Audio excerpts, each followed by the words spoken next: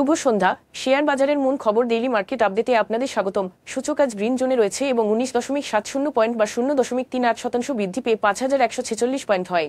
বাজারে লেনদেনের পরিমাণ ছিল 431 কোটি টাকা, যা আগের দিনের তুলনায় 21.02% বেশি। ব্যাংকিং খাত থেকে ইসলামী ব্যাংক বাংলাদেশ, ইস্টার্ন ব্যাংক এবং ঢাকা ব্যাংক, ওষুধ ও রসায়ন খাত থেকে রেনাতা পিএলসি, কোহিনুর কেমিক্যালস এবং বেক্সিমকো ফার্মাসিউটিক্যালস, এনবিএফআই খাত থেকে investment corporation of Bangladesh, DBH finance এবং আইপিডিসি ফাইন্যান্স আজ সূচকে বৃদ্ধিতে মূল ভূমিকা রাখে। খাতভিত্তিক লাভ লোকসানের হিসেব অনুযায়ী ট্যানারি খাতে আজ সর্বোচ্চ 1.95% এবং এনবিএফআই খাত থেকে দ্বিতীয় সর্বোচ্চ 1.21% মূল্য বৃদ্ধি পায়। অন্যদিকে আইটি খাতে আজ সর্বোচ্চ 0.74% মূল্য হ্রাস পায়। মূল্য বৃদ্ধি পাওয়া শীর্ষ 20-এ আজ টেক্সটাইল খাতে 5টি কোম্পানি রয়েছে। Prime finance, first mutual, Energypac পাওয়ার জেনারেশন এবং আইএফএডি অটোস আজ সর্বোচ্চ লাভ করেছে, যেখানে মেঘনা সিমেন্ট মিলস, রেনিট, যজনেশ্বর অ্যান্ড কোং এবং উসমানিয়া গ্লাস শীট ফ্যাক্টরি আজ সর্বোচ্চ মূল্য হারায়। তবে এই শেয়ারগুলোর মূল্য পরিবর্তনের জন্য কোনো মূল্য সংবেদনশীল তথ্য জানা যায়নি।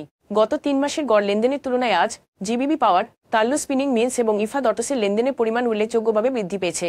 তবে উল্লেখিত শেয়ারগুলোর লেনদেন বৃদ্ধির স্বাভাবিক কোন কারণ জানা যায়নি। আজকের শীর্ষ 2 খবর। জানুয়ারিতে রেমিট্যান্স প্রবাহ গত বছরের ডিসেম্বরের তুলনায় 17% কমে $2.19 বিলিয়ন হয়েছে।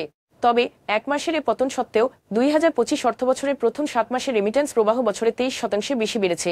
স্থানীয় মুদ্রার অবমূল্যায়নের ফলে প্রবাসীদের আরও বেশি অর্থ পাঠাতে উৎসাহিত করা হয়েছে, যাতে তাদের পরিবারের সদস্যরা আরও বেশি পরিমাণে অর্থ পায়। অন্যদিকে রেমিট্যান্সে সরকারের 2.5% নগদ প্রণোদনা প্রবাসীদের আরও উৎসাহিত করেছে।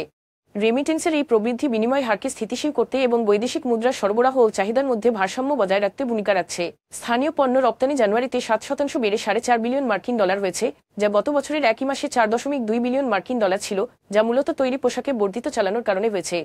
ফলস্বরূপ চলতি অর্থবছরের প্রথম 7 মাসে রপ্তানি আয় $29 বিলিয়ন ছাড়িয়ে গেছে, অর্থাৎ 12% বেশি প্রবৃদ্ধি হয়েছে। এখন এ পর্যন্তই, ধন্যবাদ।